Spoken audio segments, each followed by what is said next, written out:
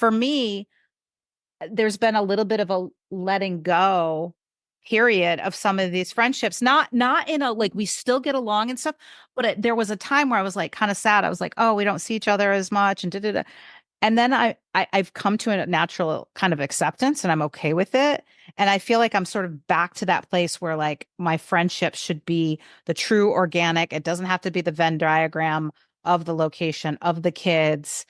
Like it can really be founded more on that reciprocity, that compatibility, that that respect, and sort of like the deeper friendship is sort of how I feel like is a big arc for grownups, if you will.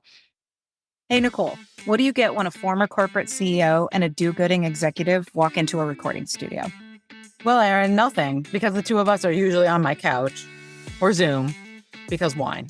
You get a podcast created for Gen X women who are bought into the corporate world, but fed up with the BS. I know. It's how to thrive the 9 to 5 or 6 or 7. It's career therapy. It's comedy. It's definitely full on authenticity. Basically, we give you tangible strategies to rise in your career without compromising everything else. Because work doesn't have to suck. So here we are. We haven't recorded in a while. I know we haven't, probably because I've been hacking up along. You've been hacking up along. I've been cheating on you with some guests, which we had been delinquent on. And we had an opportunity to catch up a little bit before this. And if you've listened to the show before, I mean, one, if you know Nicole and just her crazy storytelling, the way her brain works, her metaphors. But you probably don't know that she's just as genius in writing these things. And I always go back to when you lived in Mexico.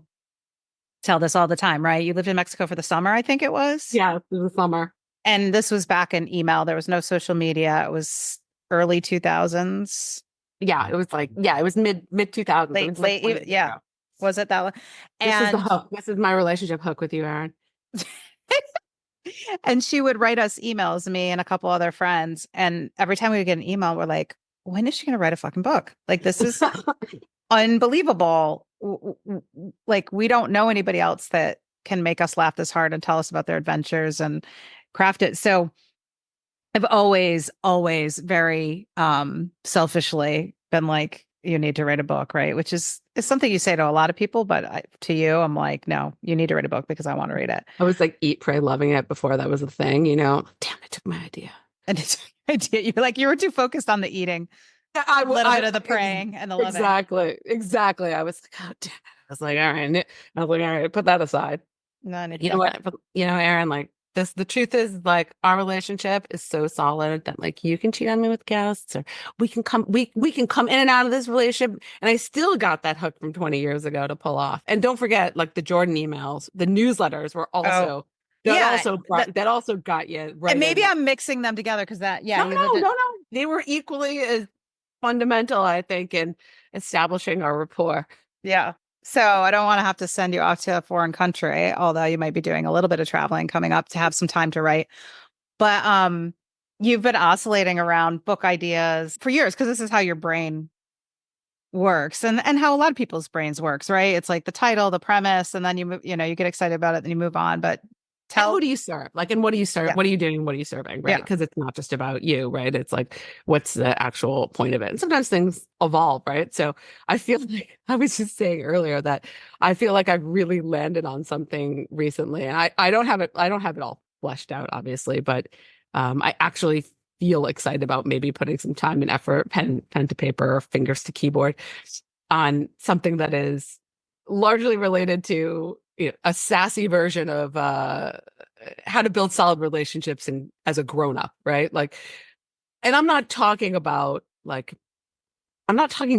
about like romance or any one kind of relationship at all. I'm legitimately talking about how do you build that sustained group of people around you for the long haul, right? Because I think a lot of folks struggle with that. We have these maybe experiences in childhood that are either like family centric or like friend centric, or maybe we're loners, whatever.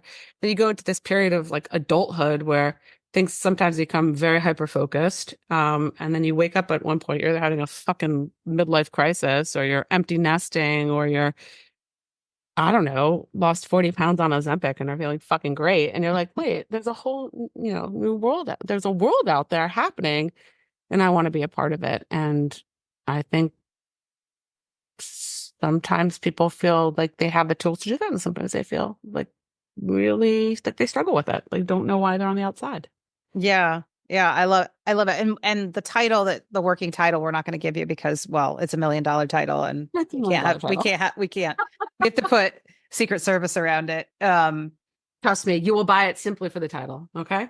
Yes, the title is brilliant. You will want it. You will want the t-shirt when it comes out. And can I say what it's a derivative of, but not at all the same? Yeah. Totally. So the first title, well, you go ahead and tell it. The first title you're oscillating around, I don't know, years ago. And this is almost even like sort of a brand was Oh yeah, it was called Leave Me the Fuck Alone. Right? Like essentially a somewhat of a guide for navigating the world as whatever you want to call it, like a social introvert, like literally someone who's having an individual life experience, right? Like, and part of that was relationship building, but part of it was just sort of like navigating the world largely. And I think it just evolved into something funnier, sassier, more serving, less self-focused, and much more based on, I think, my own personal journey over the last couple of years, sort of coming into my own and, rebuilding a life like post COVID and post everything, right? yeah. Um, like lots of learning, lots of learning there. So I do feel like for, and sometimes I struggle with this. I feel like I have a lot of very important people in my life, and it is important to me to like focus on those relationships, and they don't all get like equal time and measure. That doesn't mean that they're not necessarily valuable, but like the thing that that I always want to work to, and what I think this book will speak to is like, how do you create those relationships that you can drop in and out of and pick up where you left off? Mhm. And they are sustaining and beautiful and meaningful and loving. Sometimes they're more, sometimes they're less, but they might be halfway across the world. They might be right in front of your face. They might be with your parents. They might be with your lover. They might be with a neighbor. Like, but how? Like, what are those relationships? What do they mean? How do you create them so that they're like sustaining for everybody involved, and so that they're not a burden to anybody, right? That they are actually something that are nourishing, right? You're not constantly eating to stay alive, right? What do you Your what do friendships you are not constantly eating.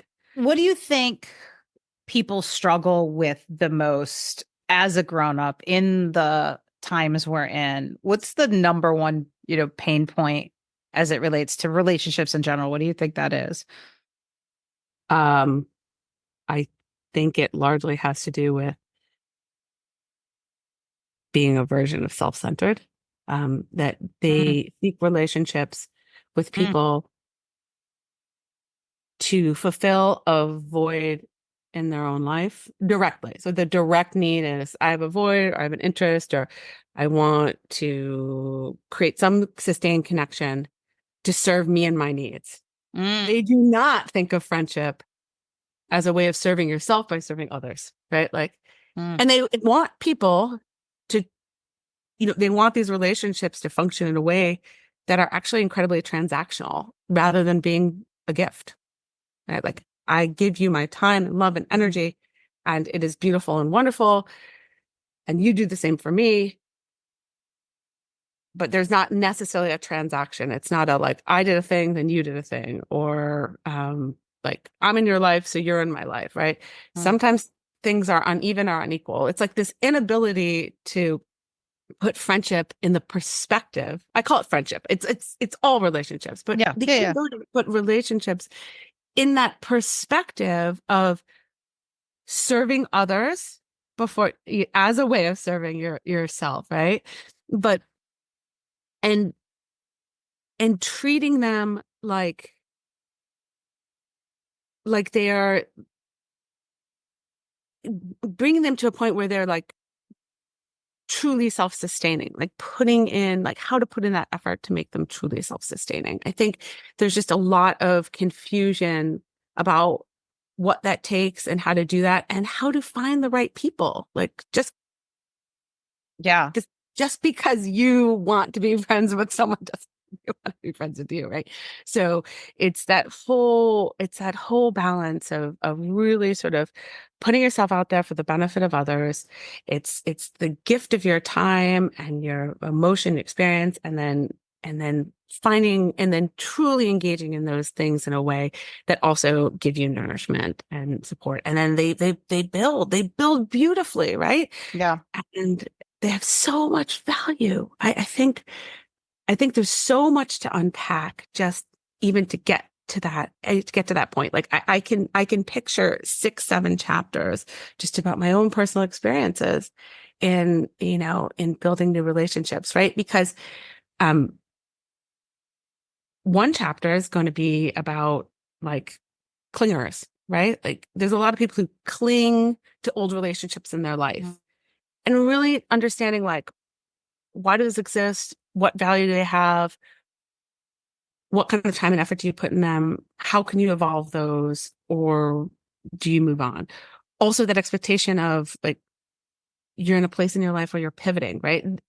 People will not buy this book unless they probably are pivoting in their life and somehow there's something in their life is changing, right? That this is a moment of change, right?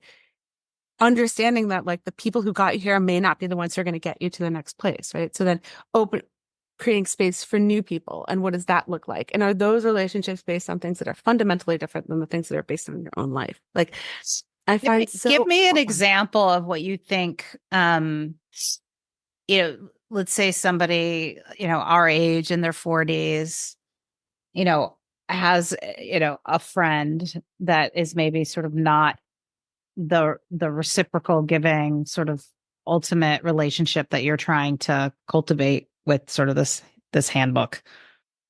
What does that look like? What are they doing that's not serving either one of them? Well, I think I would take it from a somewhat different perspective. Is like I have a lot of friends in my life who've been in my life for a very long time. And the way that I see those friendships are on a long-term spectrum. And I would ask people to consider their relationships on a real long-term spectrum. Like when we are doing something or in people's lives for a period of time, like sometimes we will get it right, sometimes we will get it wrong. Sometimes we will be amazing, sometimes we won't. Same with the other person, right? So we really have to focus very much in those relationships on the overall experience, right? Not necessarily what's happening in this very moment, but what is happening overall and what does this friendship serve in our lives? So in that regard, like maybe you have a childhood friend and maybe they haven't evolved with you. Maybe their life is totally different, but you have something in common. You have nostalgia. That might be important to you. Yeah. It might be important to you to invest in that friendship because of that tie to that past, that nostalgia, right? It's totally acceptable, but you have to understand that value and put it in its context. And if you expect more than that, you will be disappointed in that relationship. And that person will not fulfill needs that are in the present, right? They fulfill a need for the past. That is totally okay. But do not put expectations on that person that are unworthy of that relationship or that don't fit into that relationship. You have to understand what you're dealing with. The other thing too is that I like to think about is that sometimes those friendships do evolve with you. They're not point in time friendships, but not everybody can show up the same way. And I think sometimes, and this is where we come back to this idea that friendship is not self-centered, is not focused on you. It is focused on the other. It is focused on community. It's focused on holistic experience. You look at that friend and you say, this person has disappointed me in some regard. They're not communicating. They're not texting. They're not taking me up on my offers. We have an established rapport here, right? Like what is going on, right? I think it's very easy for people to take it personally and to say that that it creates unhappiness, unease, upset. I'm sure there are many reasons for it. But I always stop and think to myself, with people who've been in my life a long time, how this is not their normal course of behavior. Something has shifted. Mm.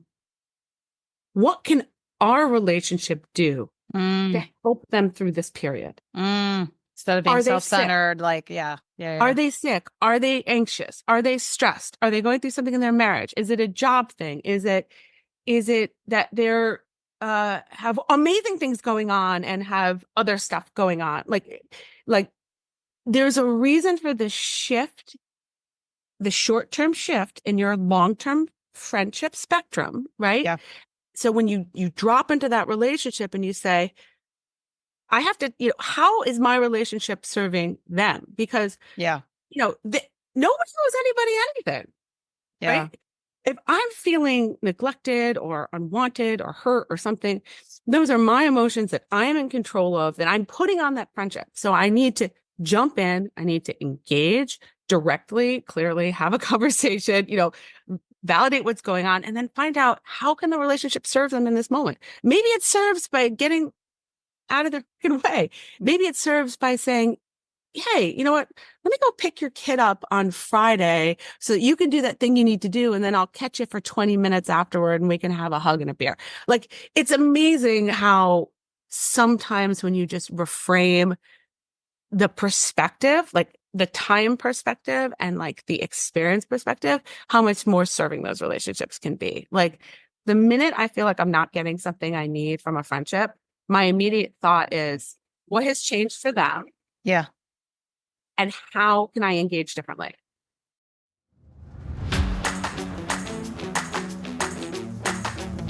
Hey, did you know that August 16th is National Roller Coaster Day?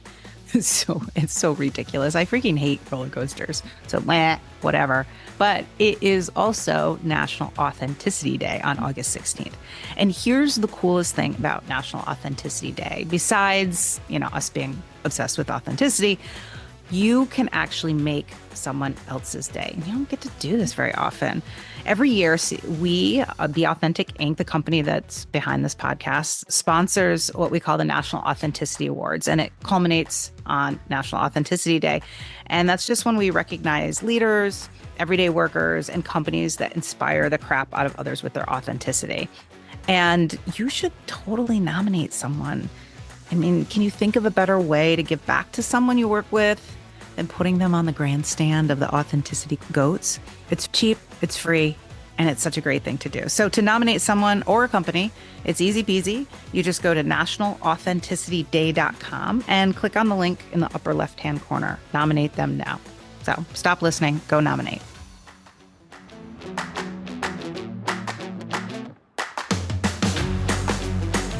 The thing that's really coming to mind for me, which is, it's a slightly different situation for you, but probably a lot of similarities. I think a lot of people as quote unquote grown-ups go through this arc. And, in our 20s, let's say, we have, we find those people, whether they're college friends or post-college friends like we did, right? That are parent friends, whatever. Well, hold on. That's part of the arc. So in the 20s, it's typically those people that we have a lot of fun with. Obviously, you can have some deep conversations with, because in your 20s, you're going through all kinds of changes. Right. So, you go through that evolution of, like, at first you're just like, oh, they're really fun to like go party with. And then, mid 20s, late 20s, you're like, no, I need somebody that I can party with, but I also can cry on their shoulder and I can have deep conversations about XYZ. Right. I need a wingman. I need whatever. And then what happens for a lot of people is the kid thing. So one, we start to settle in different towns. This is certainly the case for me and for our friend group and most, right? So we buy a house. So that inherently is going to take you out of the same town or same apartment complex or whatever. And people are going to start to spread closer to their work, whatever. You establish a new home base. A new home base. And then the big thing happens for most, right? You have the kids. And so the kids not only, well, the biggest thing with the kids is they consume your life. They suck you dry. No. And what happens to 99% of people that have kids is then they form this new friend group. It doesn't replace usually the old friend group, but it usually does not overlap that much. And it is very much based on two things: geography Yep. and age of the children, because Absolutely. literally when Absolutely. they're little, you want to be able to go to a party and have their kids run around with your kids. And then in that Venn diagram, you also have to find the people that you actually get along with. So that's the thing you hunt for when your kids are 5, 6, 7, more school age, soccer games. And so you create this new friend group, and it's a different, to your point, it's a different dynamic, right? I have a different relationship. And for me, what's happened, and I think I've seen it happen with many others, so I don't think it's an anomaly, is that you are so close for so long, right? Because there was a point in time where it was like the same people. We were always getting together every weekend. It was easy. Our kids play together. We were 3 miles down the road. I hate to say it, but it's easier to have a drink or two and go home and all those things, right? People don't want to travel. But one, I think the volume of time, like sometimes too much of anything, you start to sort of, and not that they fight, but you start to, I don't know. And for ours, you can't control all the factors in this environment. And as our kids got older, that thing that brought us together, some we still stuck with because we were so compatible. We just happened to find each other via that. But some it was sort of like, well, it doesn't, like, our friendship just doesn't have the same foundation. And so now as they get older, what's happening, I think, to me and many people, right? So then you go through this evolution as, like, your kids are starting to drive, they have more, and now you're like, I can get back together with those old friends because I have more time. I can go on the trips to, let's say, Puerto Vallarta because I'm not completely drowning and, managing, kids' schedules are more independent. And I think that transition, and I'm not saying everybody, some people might say, oh no, my best friends were there, but I think what I've found is when you're talking about this giving, and I will call it reciprocity. I have had friends that came in and were on paper should be my best friends for life, that were sort of kid friend parents, right? Right. Live close by, similar personalities. Our kids are still friends, but a few years in, I started to notice, like, when sort of all the fun died down, I was like, I don't know that there's the same reciprocity, is what I will call it, right? Reciprocity is a great word, right? It doesn't have to be a total 50-50, but authentic, right? I was like, why it's not 50-50, not 100. Right. Why are we the ones always asking why are we the ones always doing this? Why are we? And so I do think all data. It's all data. Yeah. Yeah. And so I think I think your book and your idea, and everybody's got their own angle. I guess I'm coming into my personal angle, which is this dynamic of the kid thing and the things that happen before and after, and that it's not the same kind of friendships, and it's not the same mindset, and it's not the same sort of actions even. And for me, there's been a little bit of a letting go period of some of these friendships, not in a, like, we still get along and stuff, but there was a time where I was like kind of sad. I was like, oh, we don't see each other as much, and da-da-da. And then I've come to a natural kind of acceptance, and I'm okay with it. And I feel like I'm sort of back to that place where, like, my friendship should be the true organic. It doesn't have to be the Venn diagram of the location of the kids. Like, it can really be founded more on that reciprocity, that compatibility, that that respect, and sort of like the deeper friendship is sort of how I feel like is a big arc for grownups, if you will. I totally agree. And I think someone might say, Nicole, why you, right? Why would you write this book? I think one of the things that I come to from the perspective of relationships is that I am someone who drops in and out of just about every social setting on earth, right? Like, I connect and have sustained relationships with people who are from every walk of life. And I think one area that is really critical to this conversation is about the struggle. Like, you describe something that it comes from a place of abundance. Like, you have a lot of people around you, and you are an extrovert and a collector of people.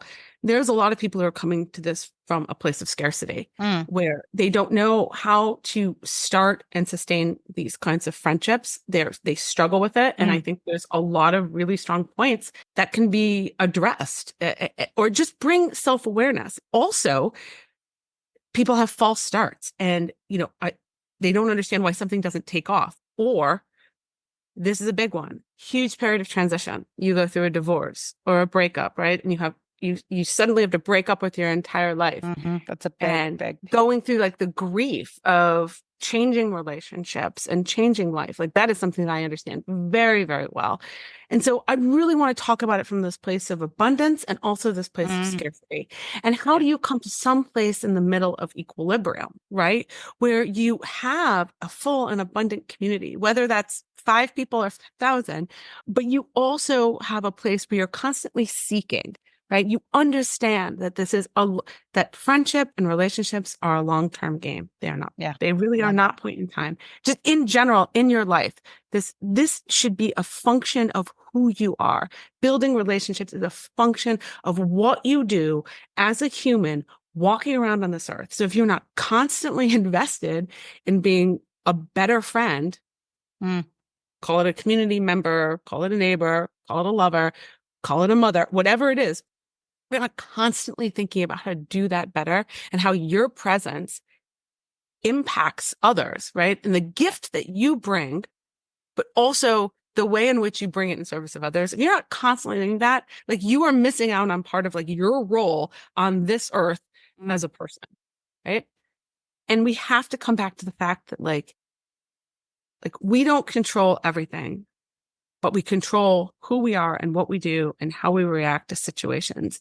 And that we have to be very careful that in our walking around on the earth and our experience with others, that we are validating other people's experiences, that we are inviting them in with the right expectations, that we are clear about our boundaries from the start. And we're not all good at this. I have been working on this for years, right? But like all of these things that feel also like a little awkward, like having hard conversations or setting boundaries or maybe being clear about expectations or creating good communication.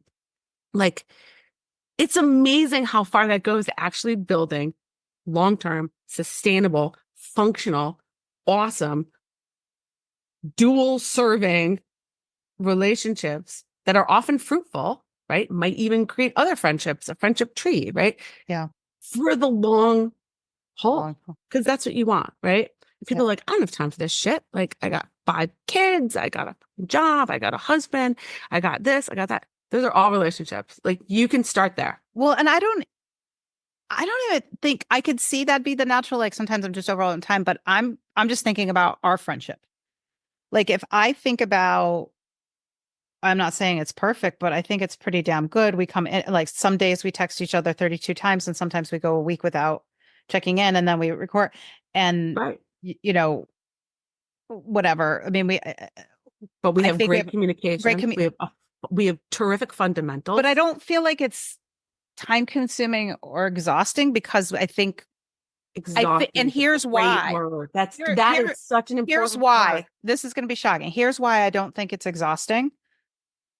Because it's authentic and that puke me, barf me. I know that's everything I talk about. And that's the thread of this podcast. But and it's not just that we are acting authentic, that we have accepted that our friendship is authentic. So to your point, like, I know if I'm super excited about something and you haven't written me right back, it's like, well, that's because she's busy. She's over. Like, I don't.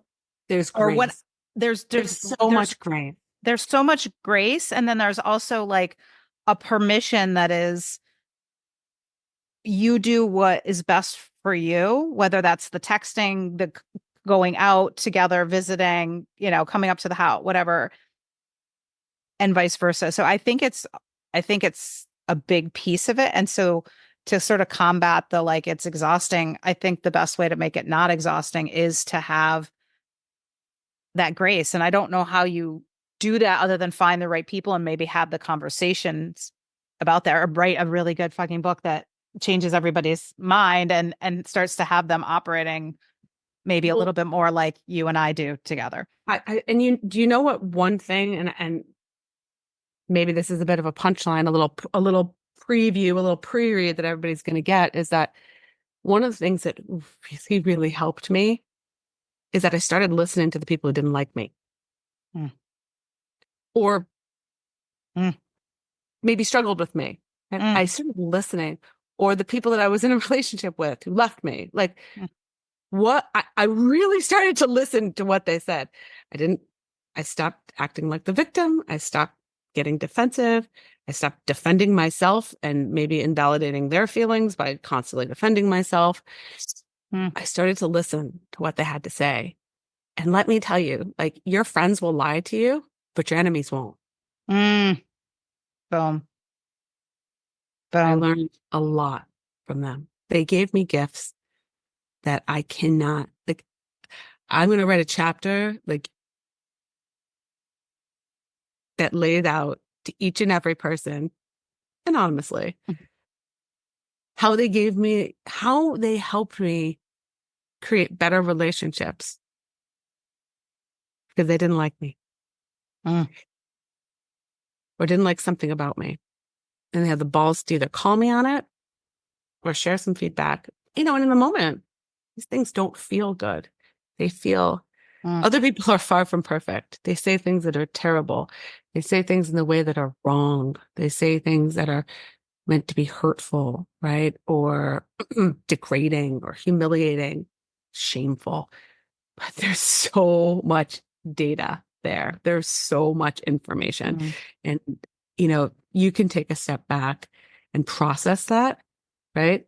That's some really powerful stuff because we can truly be our own best friends, our own worst enemies. And again, like sometimes it's contextual, but like you come from a place of saying we are our own universe. We are constantly expanding, right? Our friendships, our relationships, our world are constantly expanding. Even if things feel like a black hole right now, like there's just so much more out there we don't even know. And sometimes, like in that measure of how your enemies serve you, sometimes doing shit you hate serves you too. I cannot tell you, like, instead of maybe 10 years of therapy, I have tried some like really radical shit, as you know, to try to like move my life forward.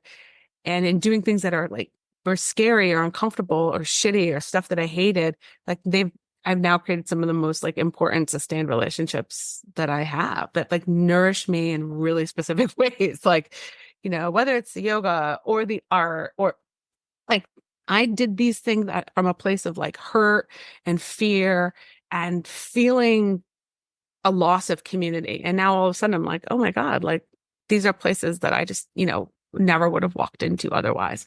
So, And none of those, I think it feels like, tell me if I'm wrong. Part of that is a lot of those relationships aren't the quote unquote should relationships that should be your good, your good friend because they are like you, live near you, look like you, act like you, right? Like, I think no, that's part of it is sort of they might not giving. even people I have a drink with. But like these are relationships that function in other ways. Like Yeah. they're confidants or teachers or mentors or just people you can freaking call up in a pinch. Like, you know Yeah. what I mean? Like I'm going to write a chapter about my neighbors, like the relationships I have Mm. with my neighbors and how that transitioned over time since I moved here, started living here, was here on my own. Like, and this is a complicated neighborhood with a really strange fabric of people and things going on, and just how one of the most sustaining, nourishing, productive relationships in my life is this relationship with this organism that is my like immediate neighborhood and like my immediate neighbors. Just how important that is to me and how that evolved over time from some really terrible, Well, all that comes to my head is I remember, the BB gun shots like coming into the yard. Like these are some of the same people. Those are the people that are giving me vegetables from their garden now. Yeah. Like Yeah. it took 9 years. My relationship with my autistic savant neighbor, who is in some ways like incredibly difficult, but also is the person that's helped me keep this house from sliding into the ocean and does it gratefully and graciously. And Fix the toilet. Is this the fix the toilet guy? Fixed the toilet, painted the house, rebuilt the porch. I have a very, very funny story about my shutters, which I will share at some point. But it's just amazing. Like, my grandparents and others, maybe people who first came to this country, they lived very intensely within their neighborhoods and with other people. They were either like this was their immediate friend group. Like those were their people, right? Those were their community, right? Call it your parent friends. Maybe they were cousins and aunts, maybe they were related, maybe they weren't, maybe they were from the same place and wherever the hell. But their neighborhood was very much the fabric of their life. And modern society, we've gotten away from that a little bit. But I very much feel like that is a problem. And that's one of those areas that I'm going to really intensely focus on is like, who are the people in your neighborhood? Like that is like I think number about one. That's a number one thing for me. I think about our neighborhood. We have some people that Oh we my God. never even You talked created your to. neighborhood. Well, one, we have cousin neighbors now across the street. But I mean, if you said who are your most long-standing, closest neighbor friends, it would be Pat and Kaz, who are 60 some years old and empty nesters. Yep. Yep. Very different, but yep. They are, and I would say friends, not even like they're almost our parents' age, pretty close to Manny's dad's age. And we have a long-term sustainable relationship with them. Right. Oh, I love it all. I hope, this is very selfish one to like hold your feet to the fire because I've wanted a book for so long. The title is Fire, which again, we're assholes and aren't going to tell you what that is. You gave some really pithy, deep advice here authentically, right from the heart, but you've also been thinking about this. Last question for you. Sure. If you had just one tangible, tactical thing that you suggest people start doing today or tomorrow with their relationships, that's something like, it's like a hack or something simple to sort of head in this direction that you're talking about, what would it be? I would say, wow, that's a really interesting question because my brain goes in a million directions. But I would focus it on really that place of people who want to grow their friendships, like that place of scarcity, because I think those are the kinds of folks that really need this. And I would say, do something that terrifies you, but have the only expectation is that you simply show up. Step one. Sometimes we try to do too much, too soon, too fast. Yeah. On our own time frames, right? Simply show up. Get your head out of your phone.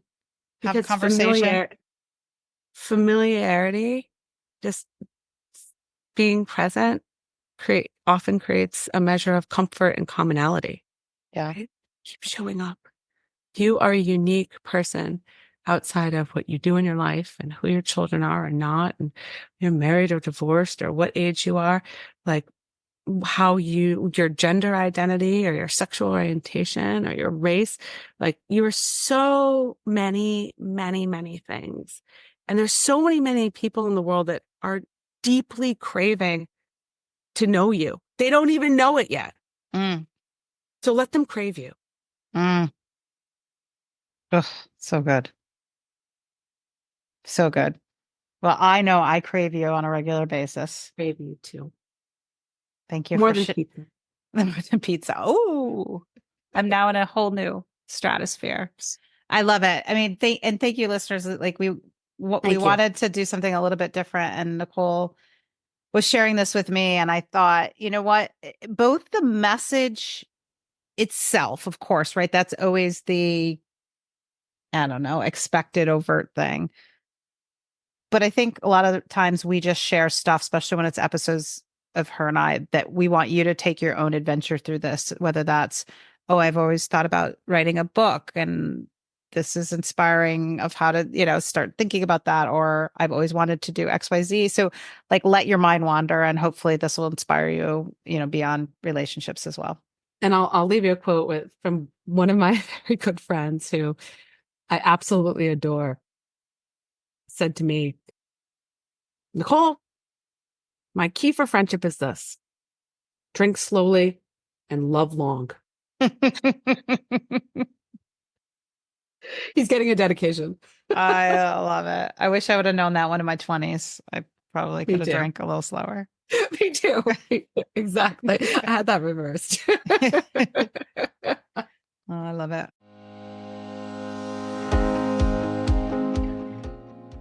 Hey, it's Erin with a teeny request.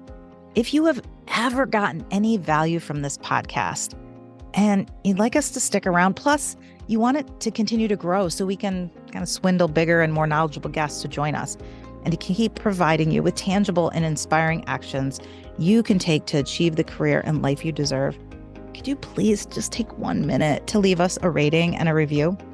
Those reviews go a long way in attracting guests to the show, and candidly, they really make Nicole and I's day. We see you. We really do. So when you have the time and inspiration, we'd love to see a rating and review from you. Thank you.